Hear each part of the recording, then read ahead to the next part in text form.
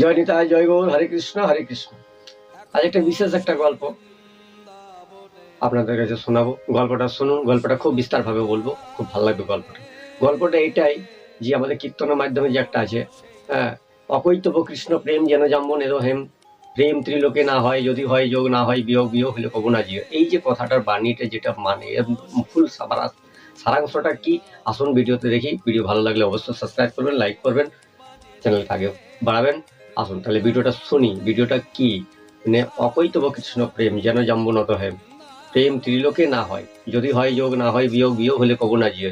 তাহলে প্রেমটা কি আর অকৈতবটা কি? অকৈতব মানে কোনো কালে, এই যে আমাদের সত্যতা দাপর কলি বহুবার পেরিয়ে গেছে, অনেকবার পেরিয়ে গেছে। এটা প্রথমবার কলি নয়, এটা অনেকবার পেরিয়ে পরে এই কলিযুগ এসেছে। সেই কলিযুগটা কিন্তু অকৈতব বললেন কেন? মহাপ্রভু এটাই বললেন যে কোনো কালে এরকম হয়নি আর হবেও না। কারণ চারটা যুগ যে আছে মহত্বপূর্ণ যুগ, সত্য তেতা দাপর কলি।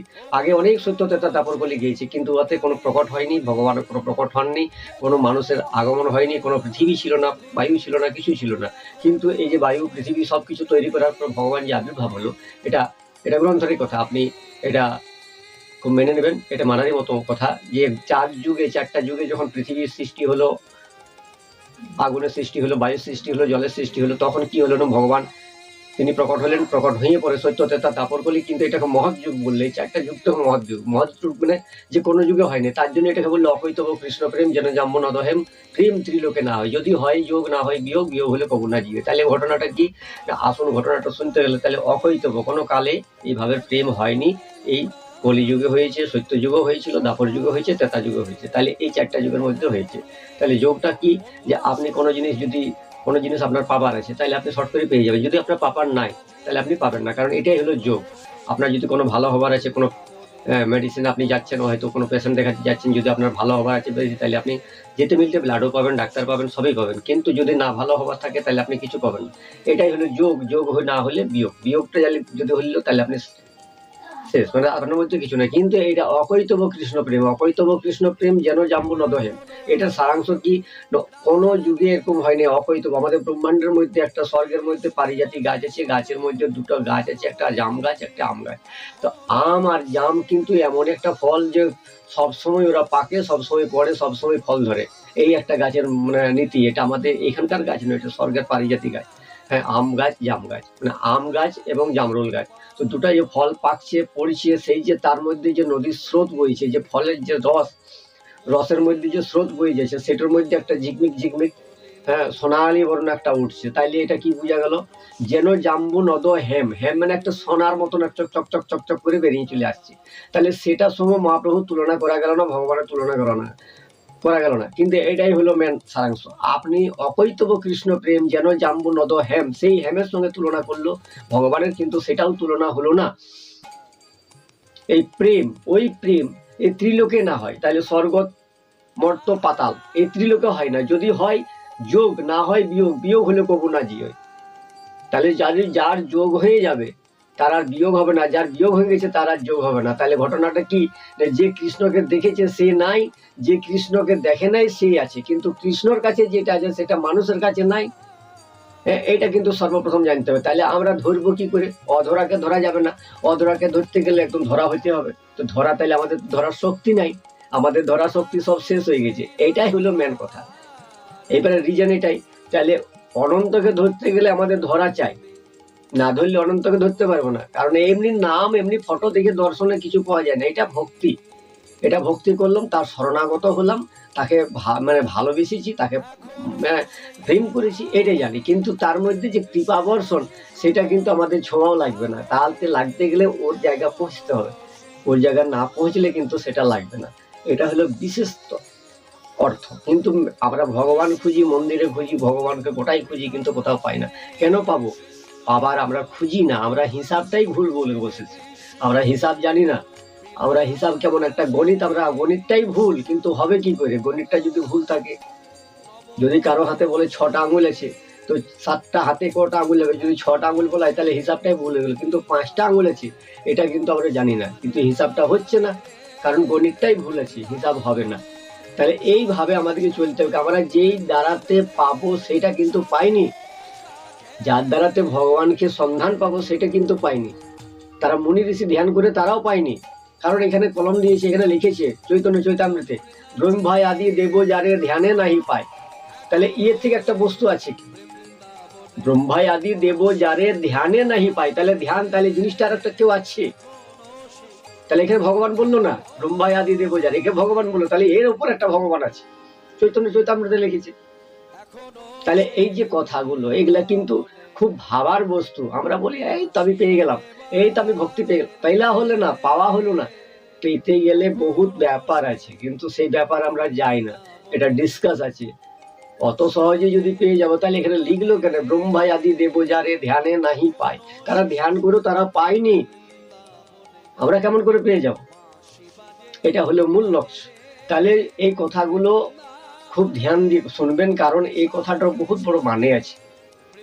আজকে আমরা তর্ক করি, অনেক জায়গায় বৃথা তর্ক করি, ভগবানের নিয়ে আলোচনা করি, ঠিক আছে, কিন্তু করার একটা মহিমা আছে, করার একটা খোঁজার একটা নির্দিষ্ট জায়গা আছে, কিন্তু আমরা সেই জায়গায় খুঁজি না। কারণ খোঁজার কেমন জায়গা, তাহলে শুনুন। এক শেঠজি এক ট্রেনে উঠেছে টাকার ব্যাগ নিয়ে, আর এক চোরও উঠেছে সেই টাকাকে লুট করার জন্য। সেই শেঠজি আর চোরে ট্রেনের বগিতে কিন্তু পরস্পর দেখাদেখি হয়ে গেছে। শেঠজি দেখেছে তো চোর চেপে গেছে, ডাকাত তো চেপে গেছে, আমার টাকার ব্যাগ তো গেল। আর কি না, চোর বলছে আমি তো শেঠজিকে টাকা তো পেয়ে গেছি। এই দুজনের মধ্যে দুটাতে চোখে চোখে নয়নে নয়নে দেখা হয়ে গেল, কারণ শেঠজি বুঝে গেল চোর চেপে গেছে, চোর কিন্তু বুঝে গেল শেঠজির কাছে টাকা আছে। এই ঘটনা হওয়ার পরে এখন কিন্তু শেঠজি ধারে ধারে ঘোরাঘুরি করতে করতে করতে করতে চোরও কিন্তু ঘোরাঘুরি করতে করতে শেঠজি বাথরুমে চলে গেছে, টয়লেটে চলে গেছে। ট্রেনের ভিতরে যে টয়লেট থাকে সেই টয়লেট চলে, সে শেঠজি কিন্তু আবার টয়লেট চলে গেছে। টয়লেট যাওয়ার পরে কিন্তু চোর সে কিন্তু গেটের কাছে দাঁড়িয়ে আছে শেঠজির অপেক্ষা করে, শেঠজির অপেক্ষায় দাঁড়িয়ে আছে চোর। শেঠজি বেরোবে আর আমি এটা কথা বলবো, কি কথা বলবে সেটা তো চোরই জানে, একমাত্র শেঠজি জানে। শেঠজি এবার বেরোয়, যেমন আসছে সেমনি শেঠজিকে ধরেছে চোর, বলছে বাবা জোর হাত করে বলছি আমি জীবনে বহুত চুরি করেছি, অনেক ডাকাতি করেছি, কিন্তু এমনি ডাকাতি করি না, আজকে কিন্তু আমি হেরে গেলাম তোমার কাছে। আচ্ছা বলো তো শেঠজি, তোমার ব্যাগে যে টাকা ছিল এটাও সত্য? যে হ্যাঁ এটা তো সত্য, টাকা ছিল, আপনি টাকাটা রাখলেন কোথায়? তখন শেঠজি চোরকে বলল, দেখো তুমি এধার ওধার যখন ঘোরাঘুরি করছিলে, তুমি আমার যখন টাকা লিবার জন্য প্রয়াস করছিলে, কিন্তু আমি সেই ফাঁকে আমার টাকাগুলো বার করে তোমার ওই ব্যাগ যে ছিল তোমার ব্যাগের মধ্যে ভরে দিয়েছিলাম, তোমার ব্যাগের মধ্যে টাকাটা রেখে দিয়েছিলাম।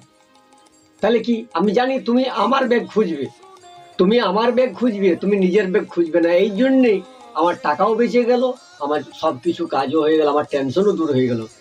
কিন্তু চোর কিন্তু সেখানে ক্ষমা চেয়ে শেঠজির কাছে কথা বললো, শেঠজি আমি জীবনে বহুত চুরি করেছি, বহুত ডাকাতি করেছি, কিন্তু এইভাবে আমি প্রতারণা হইনি, আজ প্রতারণা আপনার কাছে হলাম, আজ থেকে আমি চৌর্যবৃত্তি ছেড়ে দিলাম। যে ঠিক, তুমি যখন চৌর্যবৃত্তি ছেড়ে দিলে, তুমি এক কাজ করো, আজ থেকে তুমি আমার কাছে কিছু টাকা নাও আর সংসার যাপন করো, আজ থেকে চৌর্যবৃত্তি তুমি ছেড়ে দাও। তাইলে এখানে বোঝা গেল কি, যেখানে খুঁজার জায়গা সেখানে কিন্তু খুঁজলো না। এটাই, যেখানে ভগবান আছে সেই জায়গায় কেউ খুঁজে না, কিন্তু খুঁজে কোথা না, যেখানে নাই সেখানে খুঁজে। এটাই হলো মেন লক্ষ্য। ভগবান কোনো বস্তু কিছু নয়, ভগবান একটা প্রাকৃতিক, মানে একটা অপ্রাকৃতিক। ভগবানকে কোনো গঠন করা যায় না, ঈশ্বরকে কোনো গঠন করা যায় না। এগুলো রূপ, কৃষ্ণ একটা রূপ, রাম একটা রূপ, নারায়ণ একটা রূপ, এই যে প্রকৃতি, এগুলো রূপ, একটা লীলা করার জন্য একটা রূপ, কিন্তু ভগবানের কোনো রূপ নেই। সে তো অনন্ত, তাকে দেখা যায় না।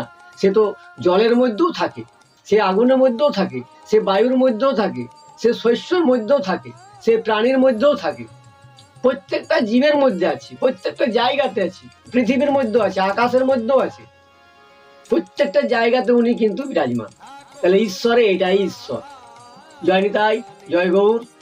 আমাদের এটাই হলো কথা, যে অকৈতব কৃষ্ণ প্রেম যেন জাম্বু নদহেম। তাহলে এই প্রেম ত্রিলোকে না হয়, যদি কারো হয়ে থাকে সে কিন্তু প্রাণে বেঁচে থাকবে না। প্রাণটা কেমন না, নিঃশ্বাস প্রশ্বাস কিন্তু আগম নিগম কিন্তু সেই জায়গায় পড়ে থাকবে, শরীর পড়ে থাকবে, কিন্তু আত্মাটাও ওখানে থাকবে।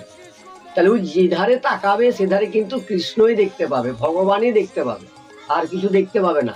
এটাই হলো যোগ। আর যদি বিয়োগ হয়, বিয়োগ যদি হয়ে গেল, তাহলে ও প্রাণে বাঁচবে না। প্রাণে বাঁচাটা কি, প্রাণ, এই শরীরটা প্রাণ, এটা বিয়োগ, ওখানে যোগ, এটা বিয়োগ। এই শরীরটার সঙ্গে এটা বিয়োগ, ওটা কিন্তু যোগ। যদি হয় যোগ, না হয় বিয়োগ, বিয়োগ হলে কবু না জিয়য়, তাহলে এই শরীরটা না বেঁচে থাকবে না কিছু কাজ করবে। এটাই কিন্তু মূল অধিপতি হলো, এটাই কিন্তু মেন সারাংশ। জয় নিতাই, জয় গৌর। ভিডিও ভালো লাগলে অবশ্যই সাবস্ক্রাইব করবেন। আরো নতুন নতুন গল্প, নতুন নতুন উপনিষদের কথা, কিছু চৈতন্য চৈতামৃতের কথা আমি নিয়ে আসবো। ভিডিও আপনি শুনুন, শেষ তথ্য দেখুন, অবশ্যই লাইক করুন। জয় নিতাই।